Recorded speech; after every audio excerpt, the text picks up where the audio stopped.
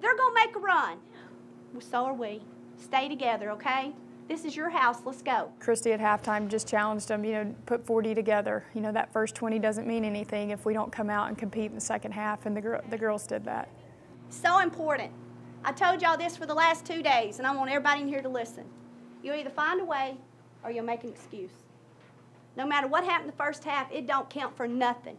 I just tried to make sure they understood that everybody that leaves that arena today is going to remember how you finished the game. They're not going to remember the first 20 minutes. They're going to remember the last 20 minutes. Let's rattle, let's roll, let's go represent the Double T the second half and win every 4-minute segment. If you don't win one, you still got some cushion, and let's go get them taken care of. Let's go.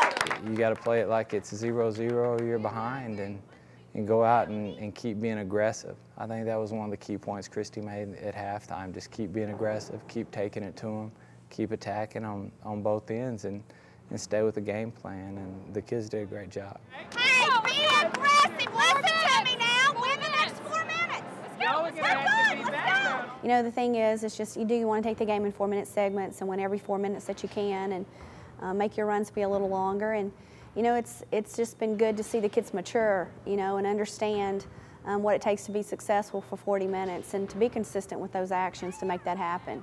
Let's go! Come on! Let's go! At the end of the day, the W is all that matters! Teams don't go away. It's very rarely that they just fall apart to say, hey, we just quit. They're just not going to do that. I think that this conference is too strong to have that happen. So it's important that each and every time, the second half especially, is so critical for us because we want to make sure we finish the game out. Nobles back to the bucket.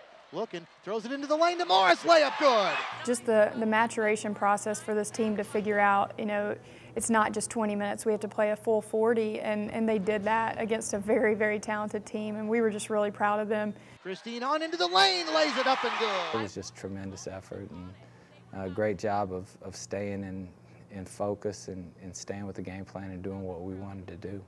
Morris lobs it into Mallard, layup good! I think our team has showed so much maturity because we've been up at the half and haven't been able to finish games. And, to do what we did against Iowa State earlier in the week by finishing the game, and to do what we did against Baylor by finishing the game is certainly the right time of year where you want your team to be maturing and showing progress. And the kids deserve a lot of credit for finishing the game the way that they did. And you always want to put an exclamation point on the day, and I think we did that. And then you're knocking off number one with a great crowd, best crowd of the year.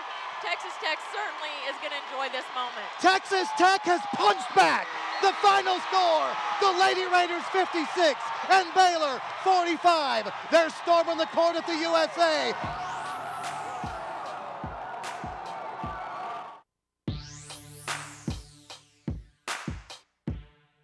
Texas Tech has knocked off number one Baylor. The final score, the Lady Raiders 56 and Baylor 45. To see those kids celebrate that kind of big win on our home floor with an incredible group of students, and to see them rush the floor, it was pretty special, and our kids deserve that.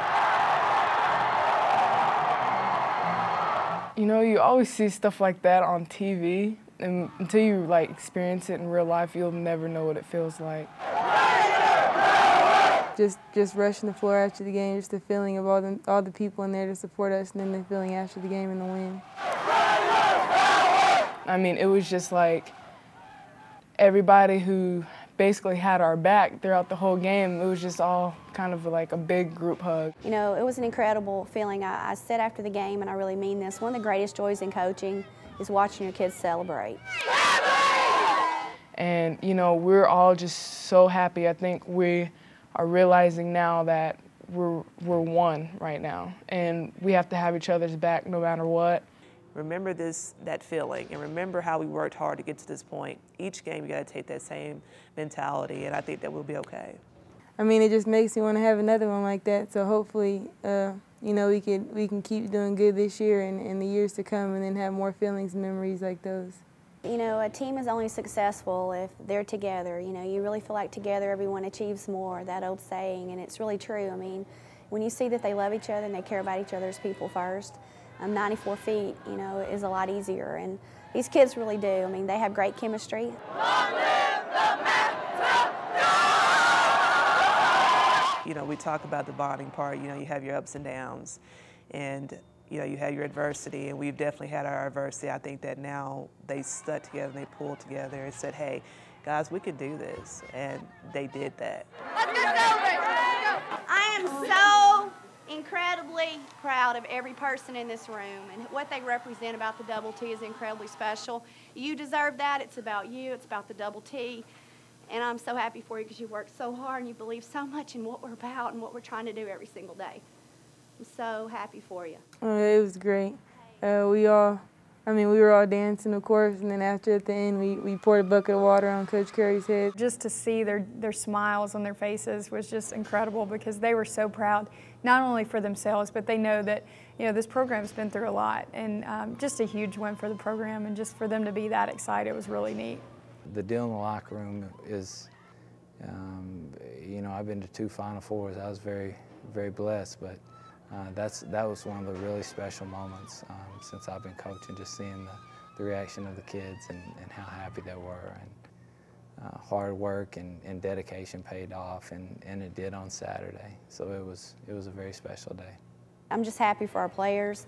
I'm happy for our students, our fans, and it's just one game though. I mean, we've got to take this and let this springboard us even into more here in February. So we've got to be able to handle the success and put it behind us and build on it. We want to build on it. You got to understand you're 6-6, and we got a decision to make. Okay? You know, again, what we did was great, and we had a tremendous week with Iowa State and Baylor, but that's got to be behind us, and we need to build on that, but understand that we don't want to devalue what's happened. Don't devalue what happened last week.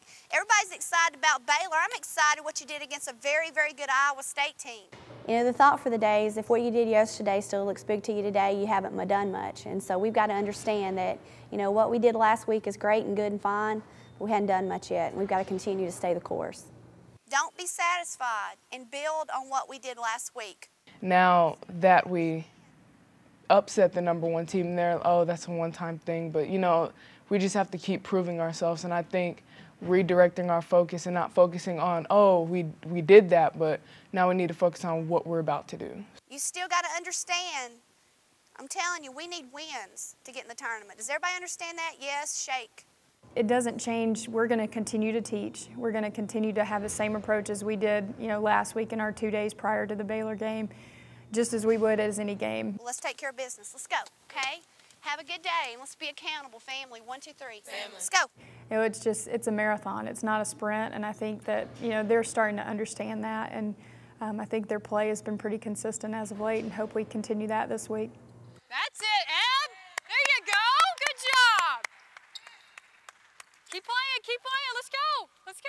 You know, you just try not to get too high or too low, and because every day you have an opportunity to go out and correct something and rewrite history. I mean, every day, every play, really. Rebound. We got to value the basketball more, though. It's too sloppy. We've got a season and goals that we hadn't reached yet.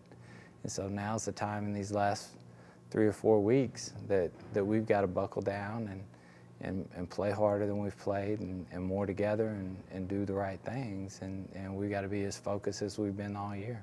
We got to bump down, Mary. If you don't have anybody, you got to dive to the block.